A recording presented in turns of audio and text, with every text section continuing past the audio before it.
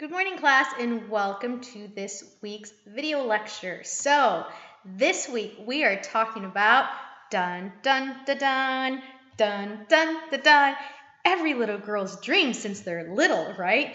Ask my 4-year-old. She got married last year in preschool. Kid you not. Got to school one day and I found her carrying a bouquet of flowers with her handwritten vows that included that one day her husband was going to be tall enough to drive her around town, right? So, does it really start when we're a young child with this whole idea of wanting to get married? Now, her husband, Logan, when asked, "Oh, so we heard you're married to Amelie," will say, I'm never getting married. I don't want to get married. So, is it more of a in our heads that we want to get married and have this perfect wedding for dun dun dun gender for girls or boys, right? So this what we're going to be talking about is the marital system. This is one of my favorite topics to talk about because again, this is part of our class, right? We cannot talk about marriage in a family and marriage class, right? So once we begin our lecture, I go through a couple of different topics. One of the links that you guys are going to find in Taboo Marriage, one of them that I always talk about is arranged marriages, right? We did talk about arranged marriages in terms of, would you trust your parents in finding you your future spouse, right? Many of us are like, no way. And some of us are like, well, yes, because our parents have the best interest in us. They are the ones that supposedly know us the best, right? Besides our peers, our friends. And so maybe, some of us would say that yes, we do in fact would want our parents to help pick out our spouse. One of the video clips that I show, I don't believe it's in this one, but it's one of, I believe, 5 wives in Africa with her husband, and went interviewed and asked, well, are you okay that your husband has many wives? In the United States, husbands only have one wife. And she says, I've never really understood that because, say, for example, if I go to the market, who's going to be at home to tend to my husband if he has any types of needs? And you kind of think like, what?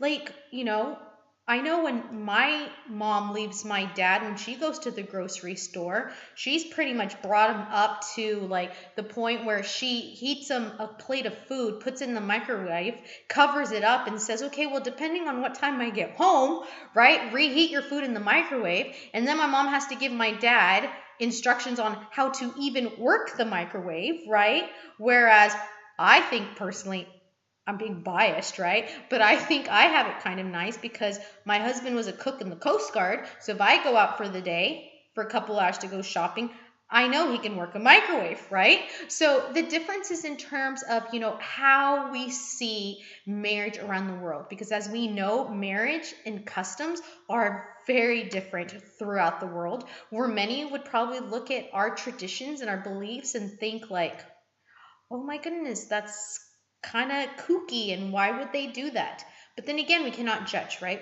That's what we learn in Introduction to Sociology. We cannot be ethnocentric, right? So the first part of this PowerPoint is pretty much going through different wedding night rituals in different parts of the world, right? So in terms of Celtic, the tradition, right, of going off to a honeymoon after the wedding, as we're going to learn many times because of financial burden maybe, and we just paid a lot of money for the wedding, we're not able to afford a honeymoon, so we might have to postpone it for a couple months later because of financial reasons, because of maybe family issues.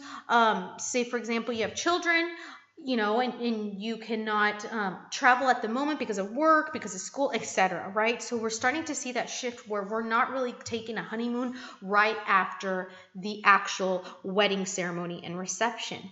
So again, we go into the different traditions. We talk about Ireland, we talk about Germany, and we talk about France. We talk about the Romans, how, it was bad fortune, for the bride to stumble. And so now we have that tradition of the groom carrying in the bride, for example, right? There to lift the bride. And that's not to say that the bride can lift the groom, right? Or the bride lifting the bride, or the groom lifting the groom, right? So in Western Africa, I've always had the most interest in this tradition, to the point where the bride's mother, they value virginity, right? And so we know that after a female has lost her virginity, she's going to bleed, right? Because it's the breaking of the hymen. And so that shows that that female was a virgin.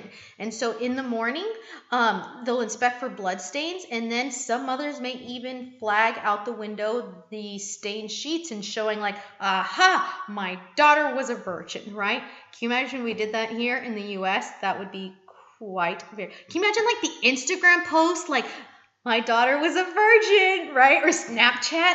Oh my gosh, that would be so hilarious. Huh? I just thought of that for the first time, right? But again, different traditions, right, that we have. In Polynesia, I always have a lot of like students that say like, what, Miss White? Because I've never heard of this. But the brides are expected to have sex with all the male guests and then saving the groom for the last, right? And this is in Polynesia, right? Again, this is not like a whole entire city like Bakersfield, right? Or Taft or anything. These are small communities. And even then we may think like, oh my goodness, can you imagine, right? So from there, we talk about the division of labor in marriage. In the 50s, right, it was very tradition where, Susie Homemaker stayed at home and, John, the father, the bread maker was the one that went to work and came home, right? This is something that we've talked about extensively already in class. We're starting to see that shift as we've learned, right? Where the division of labor in marriage is shifting. A lot of us would say that it's 50-50, right? In terms of, making executive decisions. Last week we talked about communication. By the way, I want to say you guys did an amazing job in discussion. Amazing job. I was very, very happy with not only the initial responses that you guys were posting, but also your peer responses. So keep up the wonderful job, right? So across the globe, equality does not exist in the division of labor within marriage. From there, we can talk about the traditional, again, gender role attitudes that we have in terms of, what is the woman's role in the house? What is the male's role in the house? Depending on who's working, who may not be working. We've had the discussion already in terms of stay-at-home mothers, stay-at-home fathers, right? The relationships between not only the females and their children, but what about the males and their children? Not too long ago, I was at the mall and I came across a billboard that showed Roman Reigns, the WWE fighter, cousin to The Rock. It's a billboard of him and his daughter, and they're playing Tea Party, and it's this big, like muscular guy, right? And has his nails painted pink and he has his pinky up and they're having tea party, and it says, play with your children. Dads, play with your children. And you start to think like, we live in a time where we have to remind our, males and females to play with their children. But also, if you think about, growing up, I grew up in a household where my mom was stay at home and my dad worked 2 different jobs, and he worked very, very hard, to provide for what we had. And now looking back, he himself says, I kind of wish that I worked less, because I kind of have that guilt where I didn't have time, to go to all the baseball games that your brothers played, the piano recitals, all the school assemblies, everything. But I was always working, right? So it's that whole, discussion of the relationships between the parents and their children. Again, we live in a time with social media where I sometimes feel that I'm on my cell phone all the time. It wasn't too long ago, my daughter's like, Mom, you're always on your phone. And then all of a sudden I feel so stupid and so guilty.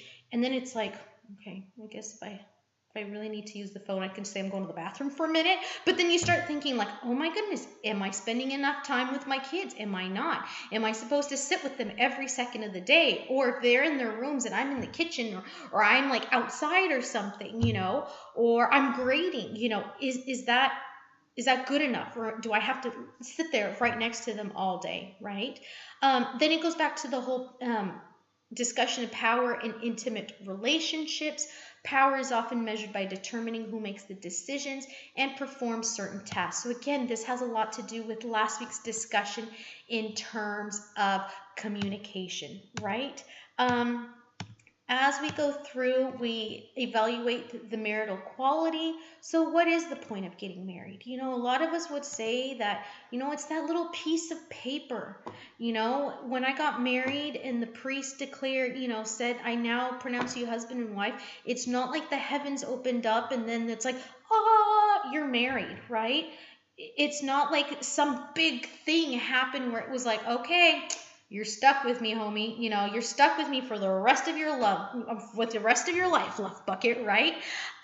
So, what is the importance, right? A lot of people, I just brought up religion a second ago. Maybe it's the vows that we find sacred, right? Because of religion. Maybe we get married because we do believe, right, that there is a sanctity of marriage rather than, choosing to not be married. We've had that discussion as well. Next week, we're going to be talking about, okay, so in the book, I always think it's funny, but right after marriage, it's like thinking about children, right? These are discussions that we talk about, right? Because there's a big difference between married, and then there's a big difference between being married or not married, and then children coming into the equation, because they totally, reroute your life in every single direction, right? So the satisfaction of marriage, as we see in a couple weeks, we're going to be talking about divorce. 1 in 2 couples end up in divorce. So what does that tell you, right? This goes along the discussion in the lectures that I've been posting of Father Clifton talking about marriage, right? Talking about what is it, why do we get married, right? Why do we? And when we do get married, and we'll be talking about that in a couple minutes, right? Why do we make it such a big deal, right? In terms of putting on a wedding. Sex in marriage, that is something that is very, very big and very important in terms of our marriage, in terms of our relationships, right? It's always really funny because sometimes you think, before you get married, couples say like, oh man, the sex is so good. We have sex all the time. We're like little bunnies. And then you ask that same couple, right, after they've gotten married, especially after they have kids, and they're like, what is sex, right? The only time you can have sex is at nighttime with the door locked because the kids are in the room next door, right? Or you're so excited, right? You're so exhausted because you worked, because of school, because of, X, Y, Z, then maybe at the end of the day, you're like, I would rather sleep than have sex, right? But what does it mean to have sex in a marriage, and how important is it, right? Factors related to marital sexuality, right? In terms of menstruation, pregnancy, marital strain, right, is going to reduce the frequency of intercourse. Sexual inactivity may be asymptomatic for other problems within the marital relationships, right? This is something we'll be discussing when we're talking about counseling, when we're talking about, marital dissatisfaction in marriage. This can sometimes even be extended to extra, marital sex, right? Where we start having affairs, or we start, having sex outside of our marriage. The other oh my goodness, where did it go? The other PowerPoint that I do put in this week's lecture, or in this week's module, I should say, is the marriage license PowerPoint. And I love this one too, because again, according to the Knot, the average price that we pay on a wedding is 31 grand. That's a lot of money, right? If you go through the PowerPoint, it's going to give you, pretty much a breakdown of how much you're paying for the venue, how much you're paying for invitations, for food, for pretty much everything that you need. But if you really think about it, all you need to get married is to have that marriage license, right? So in Monterey County, you go over there and you pay, I believe it's your $46 that you need, right? It's very cheap, but again, a lot of us, decide that, oh, $75. I'm sorry, $75 for a regular license. So why, if we can get married and we're professing our love to one another, why spend 30 grand on a wedding? Right? A lot of us sometimes will say, oh, I've been engaged and we're going to have a long engagement because I want to throw the wedding of my dreams. Now, the wedding of your dreams, not to bring you down, right? Be Debbie Downer here, because I've been through that as well. But isn't the point of a wedding, right? Yes, it's good to have a nice wedding and reception, but don't you think it would also be maybe to your best interest to maybe save some of that money for a rainy day, or say, for example, a down payment on a house? Because as we now know, it is very expensive to purchase a home, right? Maybe purchase a car, maybe get us ready to when we do think about having children, we have, that amount of money that we're able to say, like, okay, we can afford this, right? Now, that's again not to say that you cannot have the wedding of your dreams, because of course it's your decision, right? But again, it gets to be a little silly in terms of, how much money you spend in throwing a wedding. My wedding anniversary is in June. It'll be our 10th wedding anniversary for my husband and I this year. And 10 years ago, our budget was $15,000. And even then, that was super expensive, right? And that was with the help of my parents, his parents, my husband and I, what we contributed to the wedding. You figured my dress alone was $1,500. Now ask me where that dress is right now. Oh, I will tell you. It is in a bag in my closet and it's smushed, right? Have I ever worn it after my wedding? Yes, I have. I've worn it twice on occasion because I felt like putting it on and walking around the house and showing my daughters. But will I ever wear it out in public? 99% sure that I'm not, right? So what was the point of me spending $1,500 on a dress, right?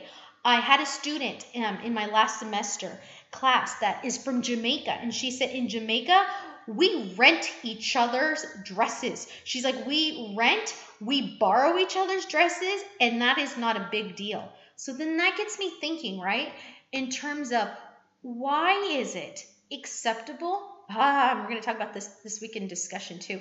Why is it that females, the majority of the time, purchase their dresses, but the men usually, or the groom side, I should say, all rent their outfits? Say, for example, their suits or tuxes. It's rare that they buy them, but once in a while they do.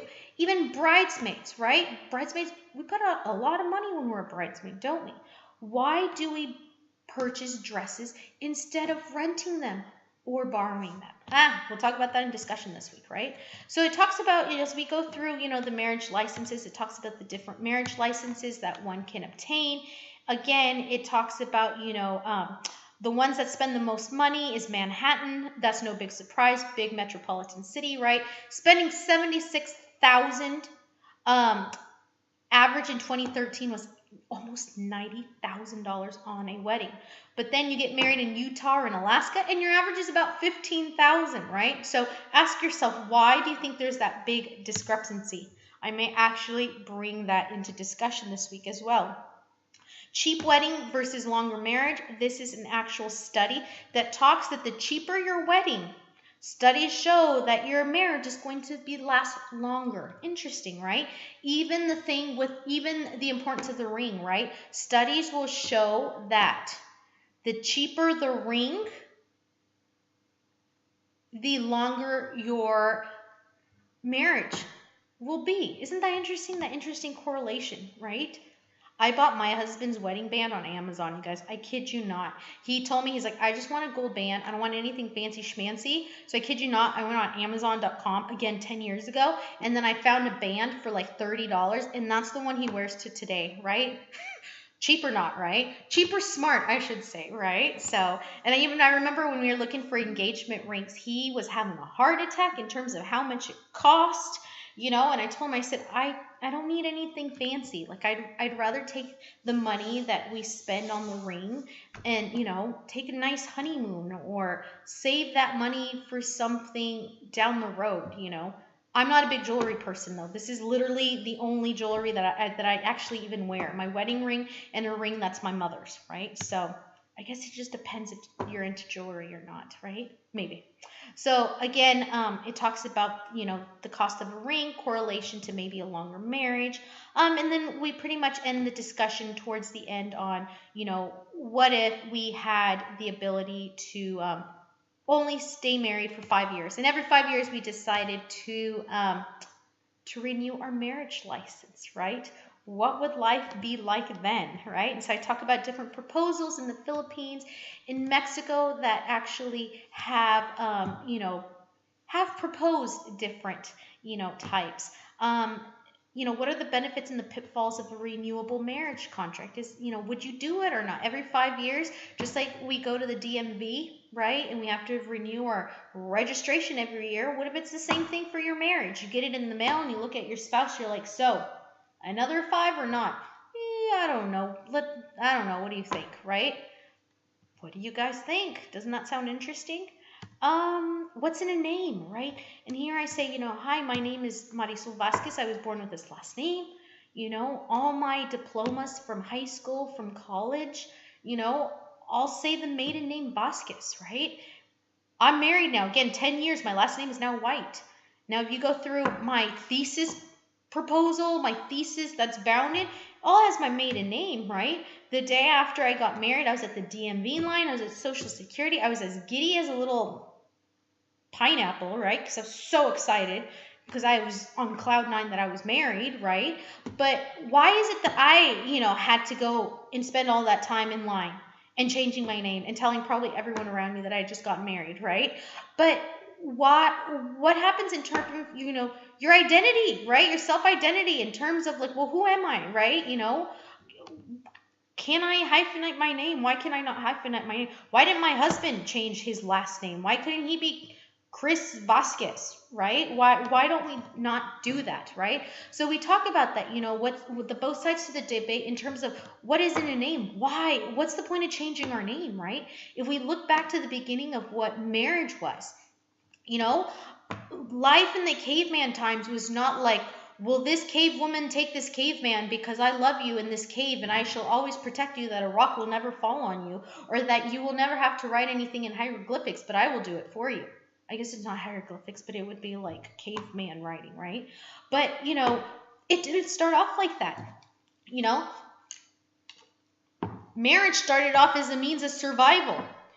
The male is going to hunt and kill. The female is going to cook the food, so then therefore we can survive. Then it came down to getting married. The point of marriage was property rights, right? We hear the dowry of the female dowry that the male receives, when they become engaged and they marry. So, changing your name was to show that I'm Christopher's property. That sounds morbid. Can you imagine? And can you imagine if we thought of it in that way, that the female was property or the male was property of someone? My goodness, that would be all over the news, right? He's my property, she's my property. But again, with times changing and everything, these are, traditions and beliefs that we have carried on. What happens when, you want to start over with a brand new last name? Or, a male wants to take on, their partner's last name. Is it as easy? And you're going to say that it's not, because males actually have to go through hoops and ladders and go through a lot of different things, to try to change their last name. Okay. So again, I hope you guys enjoy this week's topic, because again, it's very relevant. Some of us may be nowhere near to the time of getting married, but it's something that you want to think about, because maybe one day in the future you may or you may not want to get married. Statistics show that we are getting married at an older age. My mom got married when she was 35, and that was back at the end of the 70s, and she was kind of seen like, oh lady, what is wrong with you? Like, why are you not married? Now I have many college roommates that are that are married and they're having their first child at 35, 36. So we're starting to see that, times are changing. We're going to school, we're getting jobs or careers, men and women. And so that may deter us from getting married. Maybe we're saving for, again, a down payment of a house, or for us to afford to have our $30,000 weddings, right? So again, you guys keep up the amazing job that you guys are having in discussion. You guys are doing wonderful. Do not forget that your news reflection is due by the end of this week on Sunday. If you guys have any questions or need a refresher on how to do your news reflection, refer to your week 1 module. In week 1, and you guys will find the examples as well as the instructions as well as an example. Okay, you guys, enjoy the rest of your week. I was going to let you know that I'm going to have limited access to email on Friday and Saturday. I will be checking email when I have a chance. If you have any questions regarding your news reflection, if you can, please do it before Friday, and also before about 3 or 4 o'clock on Sunday, because I do not like to respond to questions on assignments knowing that it's hours before it's due. Okay, so again, enjoy your rest of the week, and I will see you guys next week in video lecture. Bye bye.